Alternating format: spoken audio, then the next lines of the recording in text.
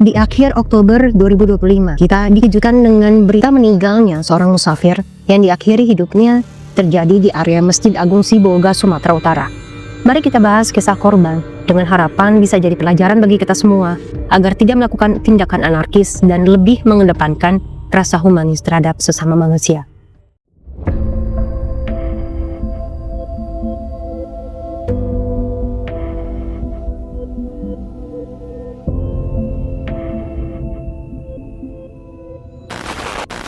Arjuna Tamaraya 21 tahun, anak kedua dari 4 bersaudara, dan menjadi anak laki-laki satu-satunya di keluarga. Kakak perempuannya Anita Ridayanti dan adiknya Cahya Amonta berkuliah di Aceh. Dia juga masih mempunyai satu adik perempuan yaitu Olivia Delima. Kedua orang tua Arjuna adalah orang Aceh.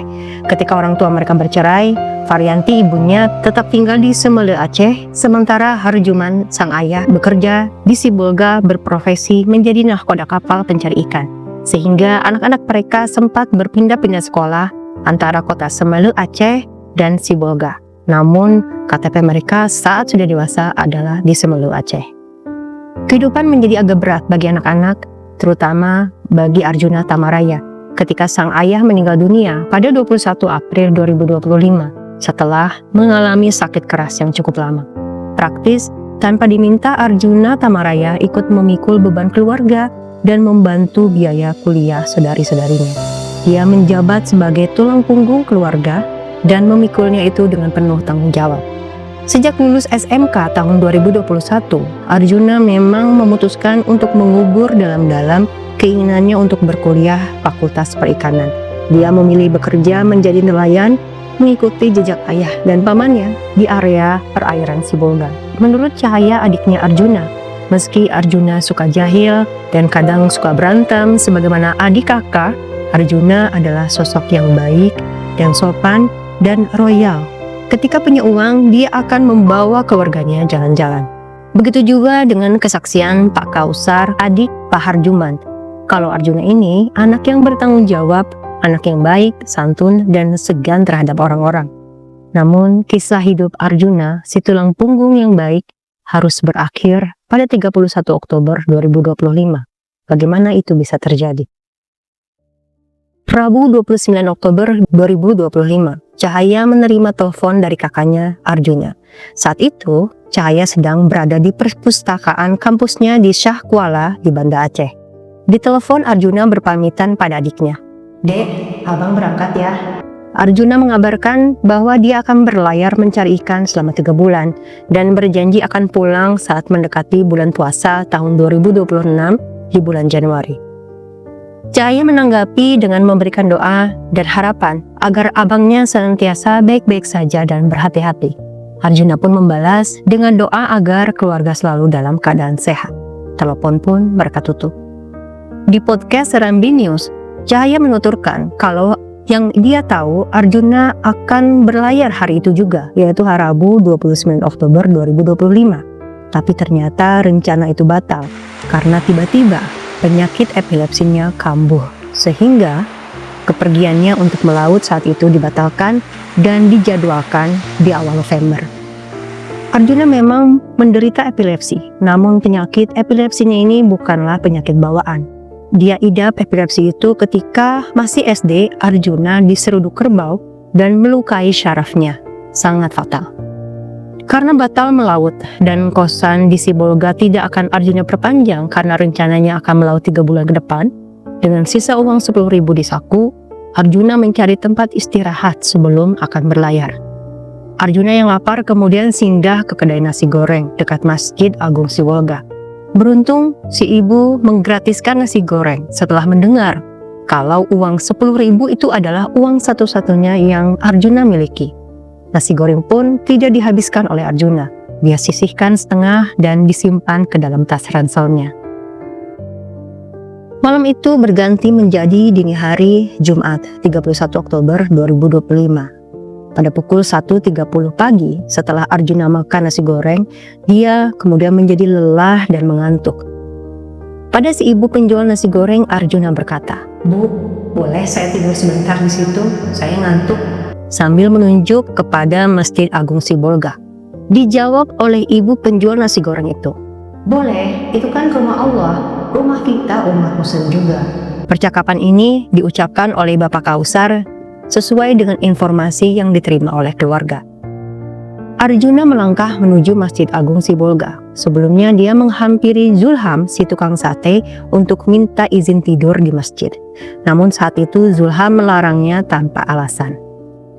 Tapi Arjuna sudah terlanjur ngantuk, tetap tidur di serambi masjid malam itu. Dilansir dari channel YouTube Tribun News, pukul 2 pagi, Hasan, seorang warga yang juga sedang tidur di lantai 2 masjid, kemudian mengaku mendengar suara gaduh di masjid tersebut.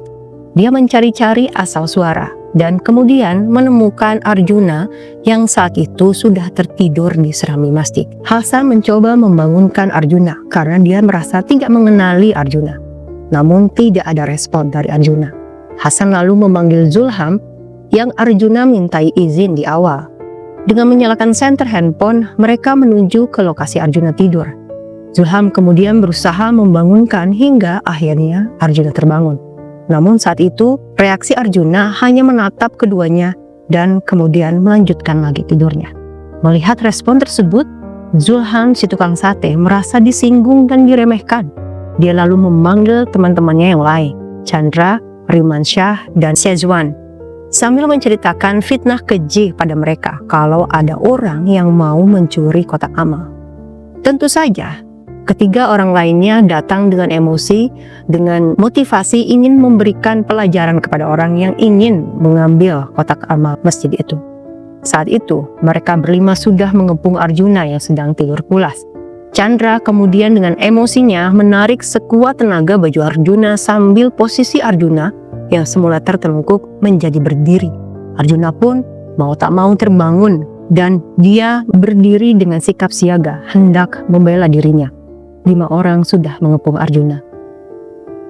Dari kiri Arjuna, Sezwan tak disangka langsung menendang kepala Arjuna sebanyak 2 kali hingga Arjuna terjatuh.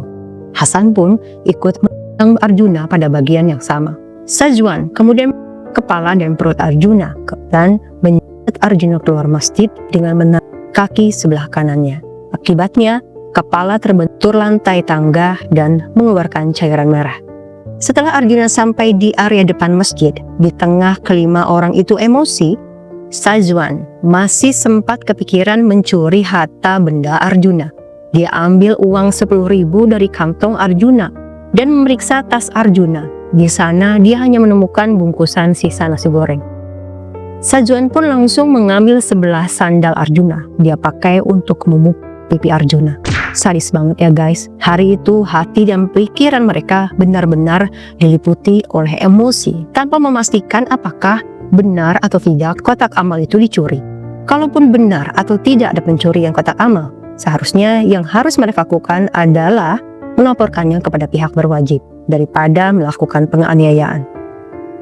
Saat berada di area masjid, penganiayaan masih berlanjut. Dalam keadaan tak berdaya, tubuh Arjuna kemudian disandarkan di pohon, lalu ditendang dan dipukul. Setelah itu, ia kemudian digiring lagi menuju pertigaan jalan belakang Masjid Agung Sibolga. Di sini penganiayaan semakin keji. Sezwan mencari sesuatu di area pinggir jalan dan menemukan kelapa. Dia kemudian mengambil kelapa itu dan melemparkannya ke kepala Arjuna. Setelah dilempar dan kelapa, Arjuna diseret lagi ke jalanan beraspal. Rimansyah yang ikut serta kemudian mengangkat lagi kepala Arjuna dan menyiramnya dengan air. Arjuna sempat duduk, tapi Zulham kembali kepala dan menendang punggung Arjuna hingga jatuh. Rimansyah dan Zulham pun kembali mengikat Arjuna hingga tidak sadarkan diri. Arjuna kemudian ditinggalkan sendiri dengan luka-luka di tubuhnya dan alasan yang tidak pernah Arjuna ketahui kenapa dia harus diperlakukan keji. Pukul 4.45 pagi, marbot Masjid Alwis Janasvin Pasaribu melihat dari CCTV ada warga yang berkumpul di parkiran masjid. Dengan mengajak rekannya, mereka menghampiri warga tersebut dan menemukan Arjuna yang terluka dan tidak sadarkan diri.